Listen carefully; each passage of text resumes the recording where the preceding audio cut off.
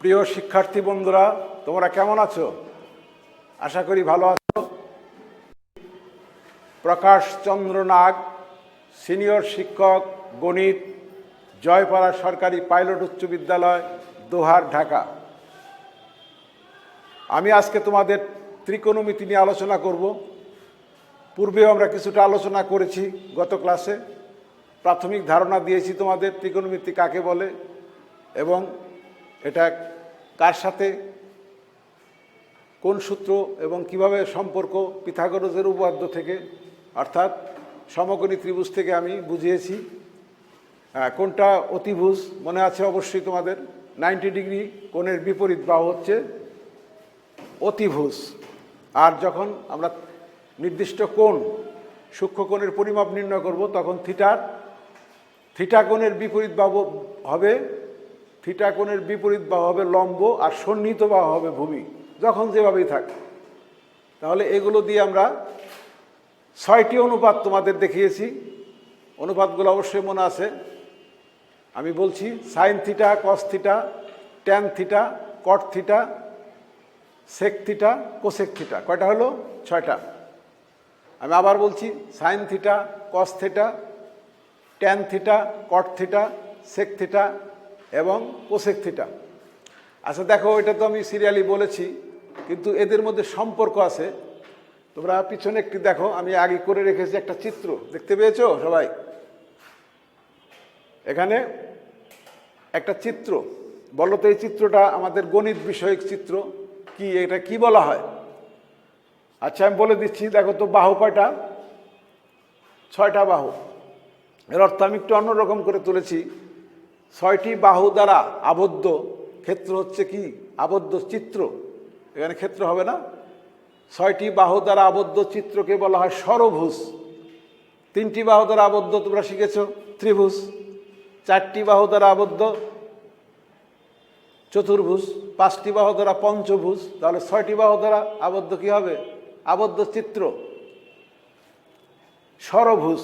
দেখো তো 6টি কৌণিক বিন্দু আছে, দেখো তো। এখানে আমি পর্যায়ক্রমে লিখেছি। দেখো সাইন থিটা, সাইন থিটার পরে সাজিয়ে লিখেছি sine theta, cos theta, tan theta, cot theta, sec theta, cosec theta. তাই নয় কি? তুমি যদি সাজিয়ে না লেখো তাহলে এটার কোনো সম্পর্ক আসবে না। মাঝখানে আমরা কেন্দ্রবিন্দুতে একটা কি দিয়েছি? 1। আমি যে সূত্রগুলো শেখাবো প্রত্যেকটি কিন্তু 1 হবে। তারপরে আমরা স্কয়ারের সূত্রে যাব, তারপরে প্রয়োগ দেখাবো। তোমরা সুন্দরভাবে মনোযোগ দিয়ে জিনিসগুলো দেখো, খুব ভালো লাগবে। আচ্ছা আমি 1 নম্বর যদি লিখি, এই পাশে লিখি। দেখো আমি কি বলেছি? গত ক্লাসে বলেছিলাম কার বিপরীতকে এই পর্যন্ত করে শেষ করছিলাম। আজকে ওটার আমি দেখাবো। তাহলে সাইনের বিপরীত দেখো দেখি। সাইনের বিপরীত দিকে কে আছে? কোসেক অবশ্যই আছে। সাইনের বিপরীতে কে আছে? কোসেক। তাই নয় কি? সাইনের বিপরীতে কে আছে? কোসেক। তাহলে আমরা লিখতে পারি 1/, দেখো 1/, সাইন থিটা সমান হলো কোসেক থিটা। আবার সাইন থেকে যদি শুরু করি, সাইন সমান 1/, কোসেক থিটা। তাহলে সাইন থেকে শুরু করবো। সাইন থিটা সমান 1/, কোসেক থিটা লিখে ফেলি। কার সাথে কার সম্পর্ক? সাইন থিটা সমান 1/, কোসেক থিটা। আচ্ছা কার বিপরীত? তাহলে কোসেক। এটা কোসেক। কোসেক কোসেক অবশ্যই কি হবে? 1/, সাইন। বুঝতে পেরেছ? তারপর এটা গেল এইভাবে, এই যে সাইন কোসেক। কার বিপরীত পরিষ্কার এখানে দেওয়া আছে। এখন আমি কস, নাম্বার 3 কস। কস এখানে দেখো চিত্রে পরিষ্কার, কোনো নাই এখানে। কস তোমার কি করা আছে এখানে? দেখো বিপরীত দিকে যাও, 1/, সেক। একই 1/, সেক। কস হলো 1/, সেক। দেখো আবার এইদিকে আসো। এই সেকের বিপরীতকে কস বিপরীতভাবে আসে। সেকের বিপরীতকে কস, 1/, কস হবে। কিন্তু বিপরীত করলে উল্টে গেলে নিচের 1 উপরে যাবে। এই তো এখন 5 আমাদের ট্যান। দেখো দেখি সরাসরি আছে কিনা। তাহলে ট্যানের বিপরীত আমাদের সরাসরি অবশ্যই আছে। ট্যানের বিপরীতে আমাদের কি কট, সরাসরি আছে, মাঝখানে আমি 1 লিখছি, এটা এইভাবে যাবে, 1কে যদি করো, যাই হোক মাঝখানে 1 লিখছি ফর্মুলার জন্য, তাহলে ট্যান হবে, ট্যান থিটা হবে 1/cot থিটা। ওকে, আর নাম্বার 6 এটা হবে কট থিটা। কট থিটা সমান হবে 1/tan থিটা, 1/tan থিটা। এখন দেখো আমার কয়টা হয়েছে? 6টা। তো 6টা হলে এবার দেখো এই 6টার মধ্যে কিন্তু এখানে আবার 2টি হবে। এই যে আমি একটু জায়গা রেখেছি, এই যে 5 নাম্বার এবং 6 নাম্বার, এই এখানে মোট 8টি হবে, সূত্র হবে 8টি। এখানে আমরা যেহেতু কটকে যদি উল্টায় লেখো, কট হবে cos বাই সাইন, তাহলে উল্টায় গেলে কি হবে? Sine by cos. তাহলে আর একটা পেলাম, সাইন বাই কত? কস। হ্যাঁ, কটকে যদি উল্টানো হয় কটের হবে কস বাই সাইন, কিন্তু এখানে আমি লিখলাম কেন সাইন বাই কস লিখলাম? কিসের জন্য লিখলাম? এই 1/, এটা উল্টে গেলে সাইন উপরে যাবে, নিচে কস আসবে, আর এটা বিপরীত। আমি আগেই বলছি ট্যান বিপরীত, তাহলে কস বাই সাইন। আমি তোমাদের আগেই বলছি যে এটা কি হবে। তাহলে দেখো আমরা 6টি সূত্র এবং তার সাথে আরও 2টি অ্যাড করে দিলাম, মোট কয়টি হলো? 8টি। এখন এগুলো তো গণিতে আমাদের যেগুলো সমস্যার সমাধান করতে হবে, সমস্যার তাতে প্রয়োগ করবে, প্রয়োগ করতে পারলে আমাদের কি হবে? আমরা আরও ভালোভাবে বুঝতে পারবো। তাহলে এটা আমি মুছে ফেলি, আমি নতুন আর একটা ইয়েতে চলে যাই। তাহলে এখানে আমরা কয়টি হলাম? এখানে 1 থেকে 6, তারপর 7, 8। এখন আমরা প্রত্যেকটাকে স্কোয়ার, এটা মুছে ফেলি। এখন আমাদের স্কোয়ারের সূত্র নির্ণয় করতে হবে, এবং স্কোয়ারের সূত্র নির্ণয় করে আমরা প্রয়োগ দেখাবো অঙ্কে, যে প্রয়োগ দেখাবো। আচ্ছা, আমি আগে এগুলো স্কোয়ার করে নেই। দেখো প্রত্যেকটা স্কোয়ার করো, sine square, cos square, cot square, এগুলো সবগুলা কি হবে? স্কোয়ার। দেখো আমি আগে লিখে রেখেছি, প্রাথমিক স্কোয়ার বাদে 6টি, 8টি। এখন আমরা আরও 9টি সূত্র, তারপরে আমি এগুলো 9.1-এর যে সমস্যাগুলো আছে, অঙ্কগুলো আছে, ওখানে প্রয়োগ করব। 1 নাম্বার, আমরা 1 নাম্বার থেকে শুরু করি। দেখো এখানে একটু কাজ করে নিতে হবে, এভাবে অ্যারো চিহ্ন। দেখো ক্লিয়ার বোঝা যায় কিনা? দেখো অ্যারো চিহ্ন দিয়ে এখান থেকে এইভাবে যাবে, একটা বাদ দিয়ে আবার ওটা পরে হবে, এইভাবে যাবে, আবার এদিকে আসো, ওই একইভাবে দেবো আমরা, একইভাবে। আচ্ছা, এই চিহ্নগুলো আমরা কেন দিলাম? এটা নির্দেশক চিহ্ন। কোন দিকে? দিক নির্দেশক, মানে কোন দিকে যাবে, বা দিকে না ডান দিকে না উপরের দিকে, যেভাবেই। আর রাস্তাঘাটে লেখা থাকে গতিসীমা এই দিকে, ডান দিকে, বামে মোড়, এরকম তোমরা দেখবে এই চিহ্নগুলো, এই তীর চিহ্নগুলো দেওয়া আছে। অনেক বাসা বাড়িতেও লিফলেট করে ওখানেও দেওয়া থাকবে। যাই হোক, এখানে আমরা সূত্রগুলো দেখব। তাহলে এখন দেখো আমি যে এইদিকে যাই, একটা করে ঘর বাদ দেওয়া আছে, আমরা 3টা লিখবো। প্রথম 3টা লেখার পরে ওই 3টের থেকে পৃথকভাবে আরও 3 দুগুণে 6টি, মোট হবে 9টি, অর্থাৎ প্রত্যেকটার থেকে আরও 2টি করে আসবে। তাহলে প্রথমটা আমাদের দেখো sign square theta plus cos square theta, sign square theta plus cos square theta, sign square theta plus sign square theta plus cos square theta. দেখো তো আছে নাকি? 1 আছে নাকি? দেখো এই যে সুন্দরভাবে বুঝতে হবে। সাইন স্কোয়ার থেকে এইদিকে, এই তীর চিহ্নটা কোন দিকে? এইভাবে ঘুরে এইভাবে আসছে। তাহলে সাইন স্কোয়ার থিটা প্লাস, প্রত্যেকটা যদি আমি প্লাস দিয়ে দিই, এখানে প্লাস, এখানেও প্লাস, এখানে সবগুলো প্লাসের। তাহলে সাইন স্কোয়ার থিটা দেখো চিত্রের সাহায্যে, sign square theta plus cos square theta সমান 1। এখন আমি এখানে sign square theta plus cos square theta 1, এখানে আসবো, এই ত্রিভুজ আসবো, এখানে 1, এই 1 ধরতে হবে। 1 প্লাস কট স্কোয়ার থিটা হলো কি হবে? Cosec square theta. এখানে যদি আমি একটা সমান চিহ্ন দিয়ে দিই এই তীর চিহ্নের উপরে, তাহলে আমরা আরেকটা পাবো 2 নম্বরে, মাঝখানে জায়গা রাখলাম, এটা হবে কি? কত? 1 plus one plus cot square কত হবে cosec square, one plus cot square theta সমান হবে কোসেক স্কোয়ার থিটা। বুঝতে পেরেছো? এখন এখানে আসো, এই ত্রিভুজ আসো, এটা হবে আগে হবে tan square plus one, number 3 tan square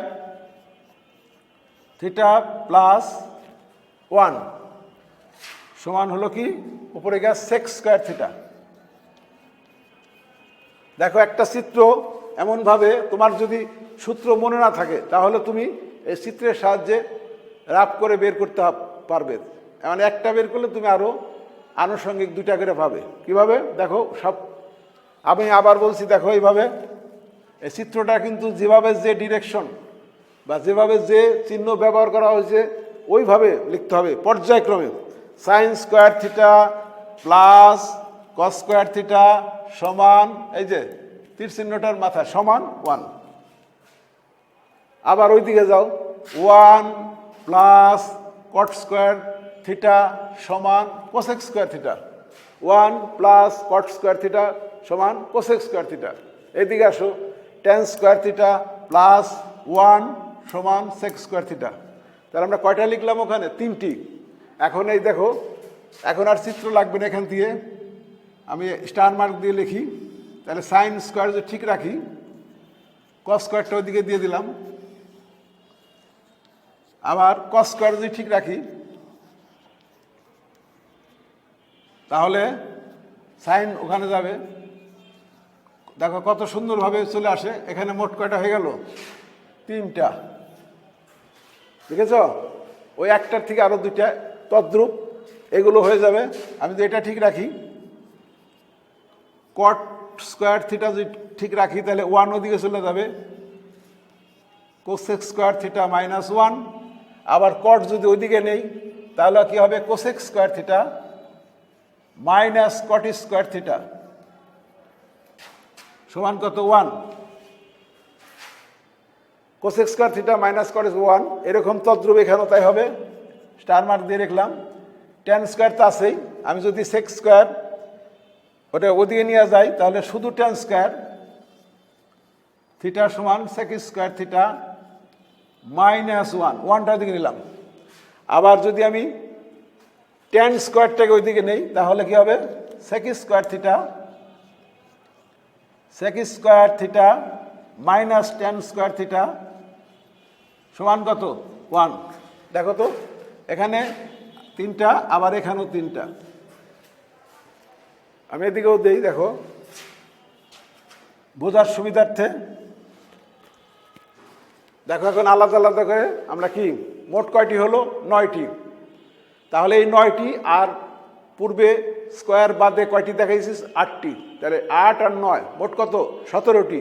এই 17টি সূত্র দিয়ে 9.1-এর যত সমস্যা আছে আমরা সব সমাধান করতে পারবো। ঠিক আছে? তাহলে আমরা এখন এই চিত্রটা আবার পরখ করো। এখন আমি মুছে ফেলে প্রয়োগে যাব, অর্থাৎ প্রশ্নমালার অঙ্কে যাব। এখন দেখো তোমরা আবার এইভাবে ধারাবাহিকভাবে লিখবে। স্কোয়ারগুলো পরে বসাইছি, প্রথমে সাইন থিটা কস থিটা, এই যেভাবে একইভাবে দেখো প্রত্যেকটা বাহু ওইভাবে গেছি। এখান থেকে ট্যান কট সেক কোসেক যার যার বিপরীত দেখিয়েছি। এরপরে স্কোয়ারের সূত্রে আসলাম, এই যে এক একটা বাদ দিয়ে এই ত্রিভুজটা এখানে একটা বাদ দিয়ে, কেননা মাঝখানে আরো 2টো করে আসবে। এই যে একইভাবে যাবে, sine square theta plus cos square theta সমান 1, প্রথমটা, এই যে প্রথমটা। তারপরে 1 প্লাস কট স্কোয়ার থিটা সমান কোসেক স্কোয়ার থিটা, এই যে দ্বিতীয়টা। এরপরে আসবে tan square theta plus 1 sec square theta, এই যে তৃতীয়টা। এই 3টা হলো মেইন।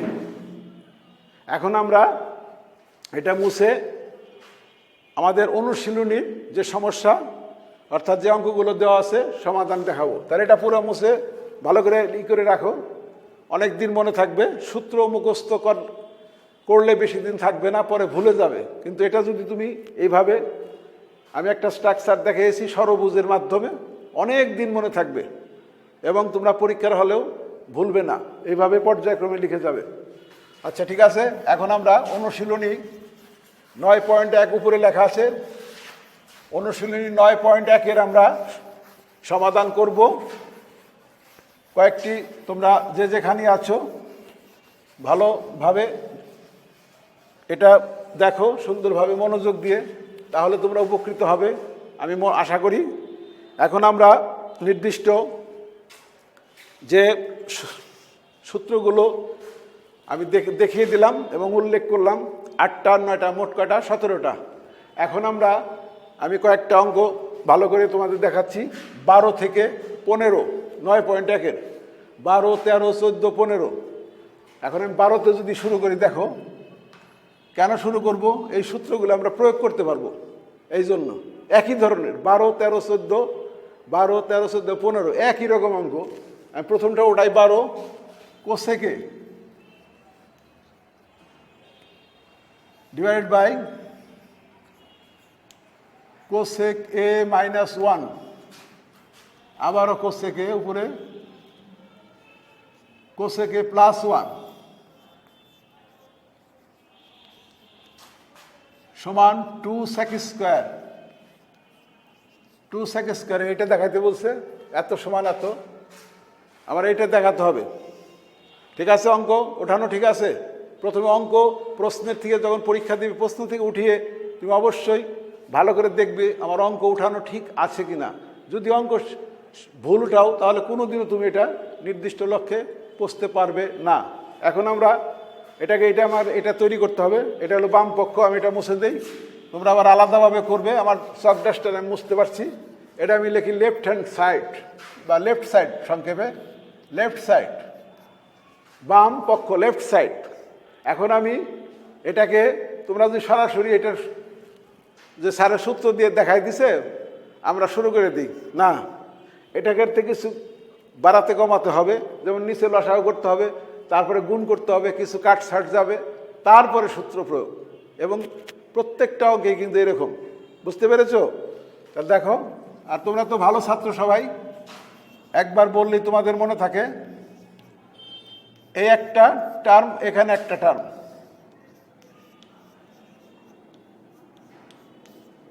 এখন এখানে আড়াআড়ি ভাবে গুণ আসবে। কোসেক দিয়ে আড়াআড়ি গুণ করলে কোসেক স্কোয়ারে, আবার কোসেক দিয়ে গুণ করলে কোসেক প্লাস কোসেকে, এখানে সবটি প্লাস এইভাবে। এখন এই দিকে যদি আসি, তাহলে কোসেক আবার কোসেক স্কোয়ারে, এখানে মাইনাস কোসেক হবে।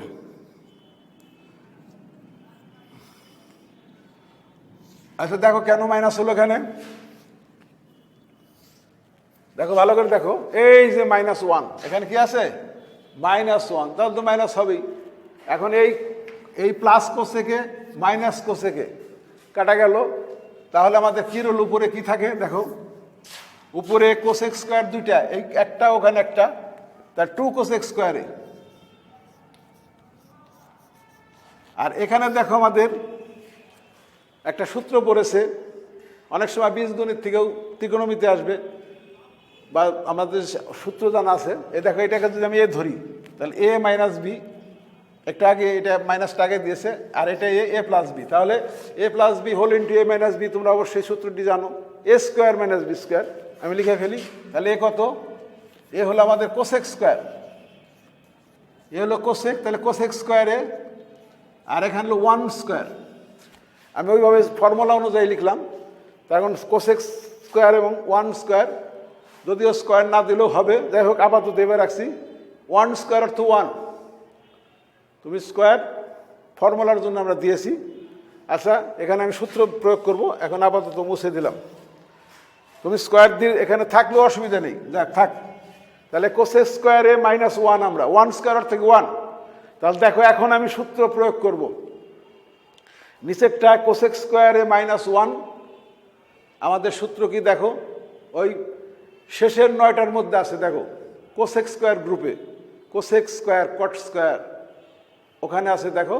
হ্যাঁ, কোসেক স্কোয়ার a -1 হচ্ছে হলো অবশ্যই কট স্কোয়ার। নিচেরটা আমরা কি লিখতে পারি, কট স্কোয়ারে। কোসেক স্কোয়ারে -1 সমান হলো কট স্কোয়ারে। আচ্ছা, এখন স্কোয়ার এটার দরকার নাই জায়গা। আর উপরে হলো 2 কোসেক স্কোয়ার, উপরে কি টু কোসেক সি, আমি এদিকে গেলাম, তোমরা নিচে নিচে লিখবে, আমি ওইদিকে চলে ওখানে ফিনিশ করে দেবো। যাই হোক, এখন দেখো আবার সেই সূত্র আমরা জানি, প্রথম দেখছি কয়টা, 8টা। তাহলে কোসেক, শুধু কোসেকে হলো 1/sin। আমি উল্লেখ করেছি কার বিপরীতকে, কোসেকের সাথে কার সম্পর্ক, সাইন, আর কটের সাথে কার সম্পর্ক, ট্যান। এই দেখো কিভাবে লেখে, কিন্তু এখানে আমি ট্যান লিখতে পারবো না, ওটা যদি সাইন বা কসে যায় এটাও তাই বানাতে হবে। অর্থাৎ কটের পরিবর্তে আমি কি লিখবো, cos square A divided by sine square A. তাহলে টুটা ঠিক লেখে আমি এগুলো, টুটা তো আছেই, তাহলে উপরেরটা আমি কি লিখবো, কোসেক্স হলো কি 1/sin স্কোয়ার, টুটা আর একটু উপরে উঠাই দেই। আর নিচে লিখবো কি, নিচে লিখবো cos square, cos square A divide by sec square A. লক্ষ্য করো, এখন এইটা আবার উল্টাই দিয়ে এদিকে দেখি, এই টুটা ঠিক রাখলাম, 2 ইন্টু দেখো 1/sin স্কোয়ার, এটার সাথে তুমি এটা গুণ করো, তাহলে এটা কি, সরি ভুল হয়ে গেছে, এখানে সাইন স্কোয়ার হবে, এখানে তোমার সাইন স্কোয়ার, অর্থাৎ কট স্কোয়ারের সূত্র হবে কট, কট এ সমান হলো কস বাই সাইন, ওই যে টেনের উল্টা। এখন স্কোয়ার আছে, আমার স্কোয়ার দিতে বাধ্য, কস স্কোয়ার সাইন স্কোয়ার, এটা উল্টে গেলে উপরে যাবে সাইন স্কোয়ার, নিচে আসবে কস স্কোয়ার।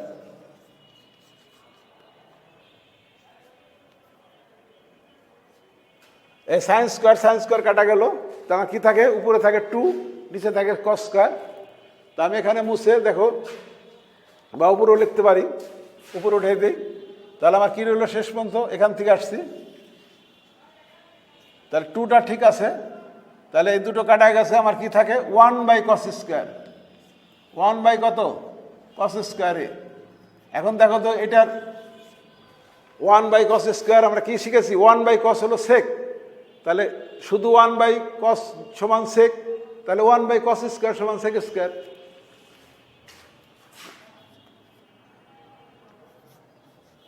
এখন দেখো আমাদের টার্গেট যা ছিল ডান পক্ষে 2 sec স্কোয়ারে, দেখো কত সুন্দরভাবে প্রয়োগ করলাম। সবগুলো তো আর একটা অঙ্কে প্রয়োগ করা যাবে না, ভিন্ন ভিন্ন বিভিন্ন অঙ্কে প্রয়োগ করবে। এখন তোমরা আর কথা বাড়াবো না, এখন তোমরা অনেকগুলো সূত্র শিখেছো এবং এটার আমি একটা প্রয়োগ অবশ্যই তোমাদের দেখালাম, এবং ভবিষ্যতে তোমরা যখন অনুশীলন করবে আমি আশা করি তোমাদের অনেকটাই সহজ হবে সমাধানে। আমি এখন বাড়ির কাজ দেব, এটা মুছে ফেলি।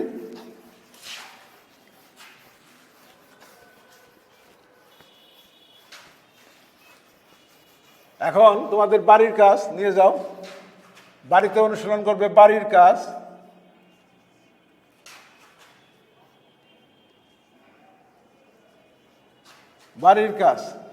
বাড়ির কাজে কি আছে দেখো, আমি করালাম কত 12, আমি আগেই বলেছি 12, 13, 14, 15 তোমাদের পাঠ্য বইয়ে 9.1 অনুশীলনী 9.1-এ 12, 13, 14, 15, তার মধ্যে আমি 12 নম্বরটা এখানে সমাধান করে দিলাম। তোমাদের বাড়ির কাজ থাকবে 13, 14 এবং 15, এই তিনটে একই রকম। আর এখানেই আমি আজকের মতো পাঠ সমাপ্ত ঘোষণা করছি। তোমরা সবাই ভালো থেকো, ধন্যবাদ।